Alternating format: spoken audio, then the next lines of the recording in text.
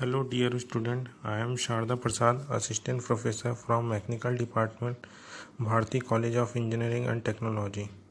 Subject है material technology, diploma 4 sem. Topic है structural imperfection. सभी धातुओं के क्रिस्टल पूर्ण और दोष रहित होते हैं। वास्तव में अधिकांश धातुओं में क्रिस्टल अपूर्ण और दोषयुक्त होते हैं। क्रिस्टल के दोषपूर्ण व अपूर्ण संरचनाओं को हम संरचनात्मक अपूर्णता यानी स्ट्रक्चरल इम्परफेक्शन कहते हैं। क्रिस्टल की संरचनात्मक अपूर्णताओं से पदार्थों के गुण प्रभावित होते हैं। इस पदार्थों के गुण प्रॉपर्टीज़ का अध्ययन के लिए क्रिस्टल इम्परफेक्शन का अध्ययन महत्वपूर्ण होता है। टाइप्स ऑफ इम्परफेक्शन, इसके अंतर्गत आते हैं थर्मल वाइब्रेशन, सेकंड आता है पॉइंट डिफेक्ट्स, तीसरा आता है लाइन डिफेक्ट्स। लाइन डिफेक्ट्स के अंतर्गत है एज डिसलोकेशन, स्क्रू डिसलोकेशन। चौथे फोर्थ पॉइंट है surface defect, grain boundaries and second होता है ट्विन बॉन्डिस। सबसे पहले हम पढ़ते हैं ऊष्मीय कंपन, थर्मल वाइब्रेशन। ऊष्मीय कंपनों के कारण ऊर्जा में परिमित व्यय के परमाणुओं को उसके आदर्श स्थल में विस्थापित किया जा सकता है। कंपन की आवृत्ति तापमान से अलग स्वतंत्र होती है, किंतु तापमान की वृद्धि से एम्पलीट्यूड बढ़ जाता है। पॉइंट डिफेक्ट इम्परफेक्शन, इसके अंदर पूर्ण क्रिस्टल के परमाणु उसकी नियत जगह से अनुपस्थित रहता है। सेकंड, परमाणुओं को उसकी यही स्थिति में हटाकर अनुचित स्थान पर रख दिया जाता है। थर्ड होता है अशुद्ध यानी इम्प्योर एटम की उपस्थिति में वैकेंसी बिंदु दोष में सबसे सरल दोष है जो अनुपस्थित परमाणुओं के कारण उत्पन्न होता है। टाइप्स ऑफ पॉइंट डिफेक्ट्स, सबसे पहले पढ़ते हैं वैकेंसी डिफेक्ट। यह दोष परमाणुओं में के कारण होता है। प्रारंभिक क्रिस्टल के समय अपूर्ण पैकिंग यानी इम्परफेक्ट पैकिंग या उच्च ताप पर परमाणुओं को थर्मल वाइब्रेशन के कारण ऐसा होता है। इसे एनिलीन ट्रीटमेंट के द्वारा ही दोष को दूर किया जा सकता है। इसके डायग्राम में देखते हैं कि जो वैकेंसी होती है उस पॉइंट पर से हट जाता है वह परमाणु और वो क्या जगह हो जाती है, वो खाली हो जाती है। सेकंड आते हैं अंतःस्थैतिक दोष, इंटरस्टेटल डिफेक्ट्स। इस डिफेक्ट को अंतरली डिफेक्ट भी कहते हैं। यदि कोई परमाणु मूल परमाणुओं से आकार से छोटा होता है तो वह अंतरस्थैतिक स्थान निर्मित कर लेता है। वह अपनी जाली लैटिस से निकालकर दूसरी जाली के लैटिस में स्थान बना लेता है। इस प्रकार के दोष अंतरालीय दोष या इंटरस्टेटल डिफेक्ट कहते हैं।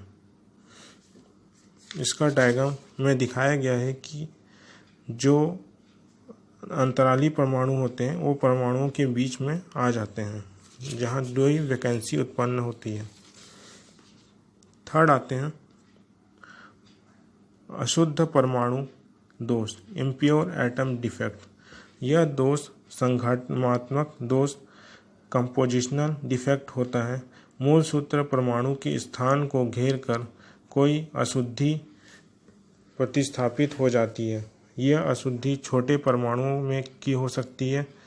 जैसे अंतराली परमाणु में क्या होता है, जो डिफेक्ट होता है वो दो परमाणुओं के बीच के अंदर के कारण होता है। अब आते हैं रेखा दोष, लाइन डिफेक्ट्स। लाइन डिफेक्ट्स जब कोई परमाणु किसी क्रिस्टल से बाहर निकलकर सतह से हट जाता है तब वह पदार्थ के किनारे एज पर डिफेक्ट आ जाता है। इसे लाइन डिफेक्ट कहते हैं। इस प्रकार के लाइन डिफेक्ट को डिसलोकेशन भी कहते हैं। क्रिस्टल के दो संपूर्ण आकारों में यह डिसलोकेशन व्यवधान उपस्थित करता है। डिसलोकेशन के कारण स्लिप की क्रिया होती है, इसे प्लास्टिक डिफॉर्मेशन होने लगता है। यह दो टाइप का होता है, types of dislocation, edge dislocation, screw dislocation. Edge dislocation जब एक अतिरिक्त परमाणु हाफ पैनल में नियमित जालक यानी लैटिस के आकार विरूपण करके स्थान बना लेता है तब उसे धार एज डिफेक्ट कहते हैं या एज डिसलोकेशन कहते हैं।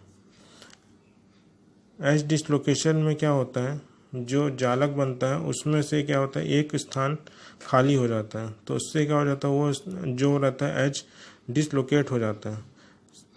सेकंड आते हैं स्क्रू डिसलोकेशन, जब जालक परमाणु अपने नियमित स्थान से हटा दिया जाता है तब इस प्रकार के दोष को डिसलोकेशन कहते हैं। डायग्राम में देखने से पता चलता है कि क्रिस्टल का ऊपरी भाग और नीचे के भाग की तुलना में दाहिनी ओर रूपांतरित किया जाता है। सरफेस डिफेक्ट्स, यह अपूर्णताओं का अर्थ दो आयामी अपूर्णताओं में से अथवा क्रिस्टल के भीतर दोष में से न कि सतह के बाहरी दोषों से है। यह टू डायमेंशनल होते हैं। यह डिफेक्ट दो प्रकार के होते हैं।